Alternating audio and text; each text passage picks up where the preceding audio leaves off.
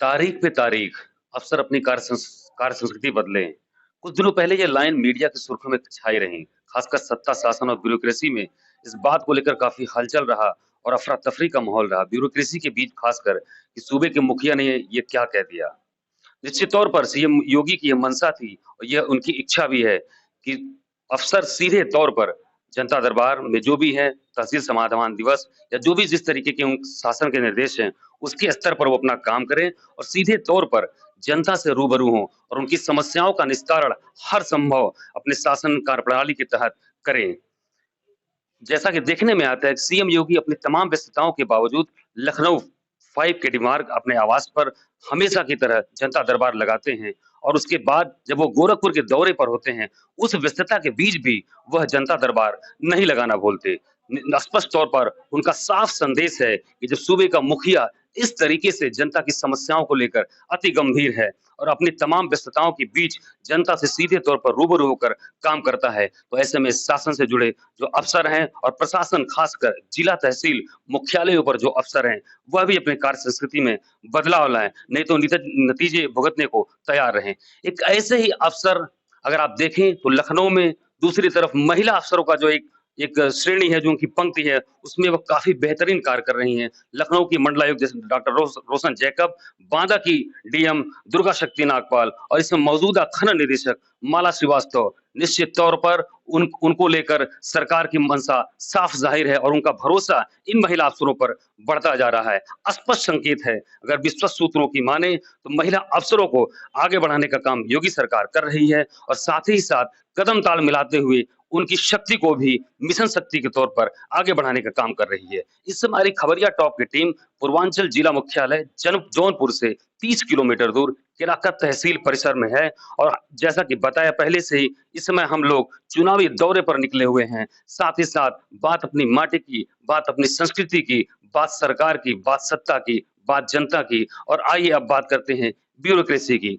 एक ऐसी ही केराकत तहसील की मौजूदा एसडीएम नेहा मिश्रा से मुलाकात करते हैं, सीधे तौर पर रूबरू होते हैं, जो काफी युवा हैं और बहुत ही तेज तर्रार हैं और खासकर तकरीबन 1 साल होने जा रहा है और उन्होंने इस 1 साल की अपनी कार्यप्रणाली में तहसील परिसर में अपने कर्मचारियों और अपने अधीनस्थ अधिकारियों के साथ-साथ जनता के बीच उनके मन मस्तिष्क में एक अलग मुकाम हासिल करने का काम किया है। आइए मैम, हम उनसे बात करते हैं। मैम, सबसे पहले तो आपको बहुत-बहुत बधाई। हार्दिक शुभकामनाएँ और आपके चैनल को मेरी तरफ से हार्दिक शुभकामनाएँ कि आप लोगों ने जनता के बीच में रहकर जनता को जो अधिकारी, जो हमारे माननीय मुख्यमंत्री जी, सभी जनप्रतिनिधि और अधिकारी, ब्यूरोक्रेसी उनको जो मैसेज देना चाहते हैं, हम उनके लिए जो दिन-रात काम कर रहे हैं। अभी हम चुनावी दौर में हैं, चुनाव के साथ हमारे जो दैनिक कार्य हैं, राजस्व से संबंधित उनका भी हम अभी निराकरण करा रहे हैं। तो इन सब के लिए ज़रूरी है जनता तक एक मैसेज पहुँचना कि अधिकारी उनके लिए हैं, उनके लिए कार्य कर रहे हैं एवं उनके लिए हमेशा खड़े हैं। तो ये मैसेज पहुँचाने के लिए बहुत-बहुत धन्यवाद। मैम के दफ्तर में अगर आप देखेंगे, एक पोस्टर लगा हुआ है, वर्क स्वीट और अचीव, मतलब काम करिए, स्वीट मतलब पसीना, मतलब मेहनत, अचीव मतलब परिणाम, मतलब उपलब्धि। क्या बेहतर कार्य संस्कृति है, किस तरीके से आप देख सकते हैं कि उन्होंने एक मैसेज देने का काम किया अपने आस-पास के वातावरण से और अपने अन्य अफ़सरों को भी बराबर संदेश देने का काम करती हैं। और अगर देखा जाए तो अभी कुछ दिनों पहले खासकर जौनपुर जनपद की केराकत तहसील राजस्व मामलों में के निस्तारण में और साथ ही राजस्व संकलन की दृष्टि में भी इसका नाम यहाँ तक कि राजधानी लखनऊ के अखबारों की सुर्खियों में भी छाया रहा। तो ऐसे में मैम, जब आप निकलती हैं घर से, तो आपके मन मस्तिष्क में तहसील परिसर में एंट्री के पहले क्या चलता है? किस तरीके का आप क्या सोचती हैं कि आज आप क्या करने वाली हैं? Very nice question. सबसे पहले तो सुबह उठ के मैं अपने दिमाग में एक फ्रेम आउट कर लेती हूँ, जॉट कर लेती हूँ कि आज की मेरी प्रायोरिटीज़ क्या हैं आज के दिन की। जैसे हमारा अमूमन 10 से 12 जनता दरबार रहता है। 12 के बाद हमें कोर्ट चलानी होती है क्योंकि माननीय मुख्यमंत्री जी द्वारा भी इसकी समीक्षा की जाती है और हमारे चीफ सेक्रेटरी सर भी इसकी समीक्षा करते हैं। तो हमारी प्रायोरिटी रहती है कोर्ट के केसेज़ के डिस्पोज़ल की। तो अमूमन हम डेढ़ घंटे के करीब हम कोर्ट चलाते हैं। उसके बाद हमारी फील्ड विज़िट वगैरह होती है। और जैसे कि अभी हमने बताया कि चुनावी दौर चल रहा है, तो चुनाव के संबंध में वीसीज़ जो स्टेट इलेक्शन कमीशन अभी कंडक्ट करा रहा है, तो वीसीज़ रहती हैं, मीटिंग्स रहती हैं, शाम को हमारे फील्ड विजिट्स रहते हैं। तो इम्पोर्टेंट ये है कि आप दिमाग में स्टार्टिंग में ही जॉट कर लें सुबह कि आज के मेरे दिन के प्रायोरिटीज़ ये हैं, ताकि उसमें कन्फ्यूजन ना हो और फिर एक के चक्कर में दूसरा काम आपका प्रभावित ना हो जाए।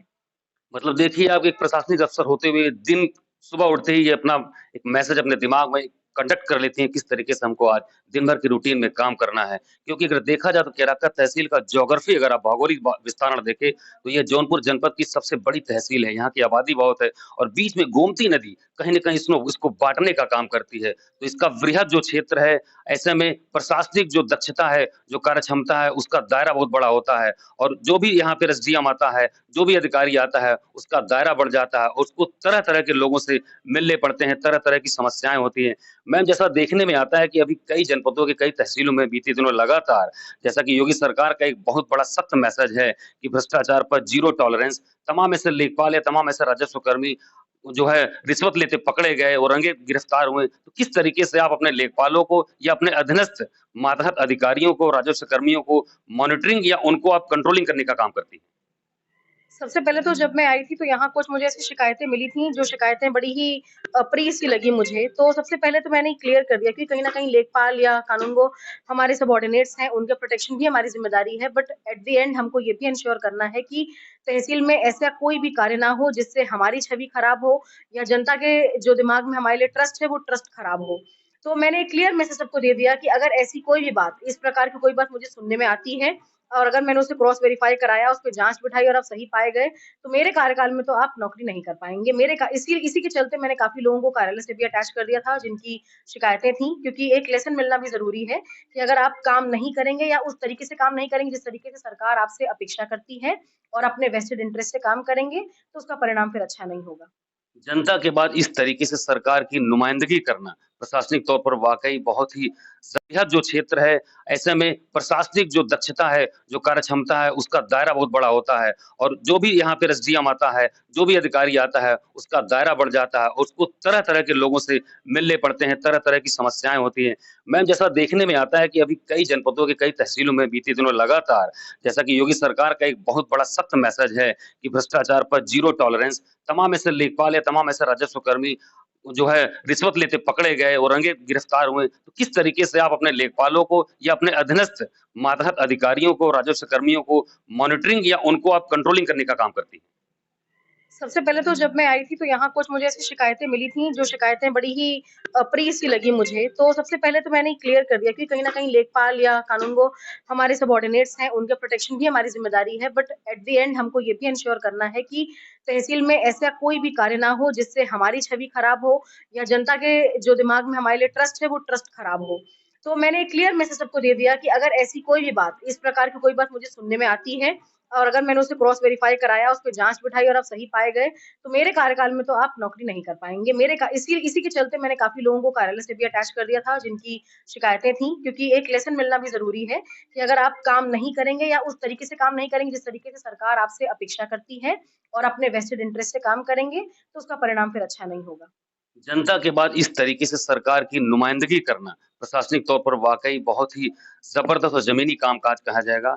मैम, अभी अगर आगे हम बात करें, समय की सीमा हमारे पास कम है, कि अगर अभी जो है यूपीएससी में तमाम महिला एस्पिरेंट्स और अगर बिहार लोक सेवा आयोग की बात करें, वहाँ के भी रिज़ल्ट काफ़ी आए, वहाँ पर तमाम टॉपर्स महिला लड़कियाँ रहीं, महिलाएँ रहीं।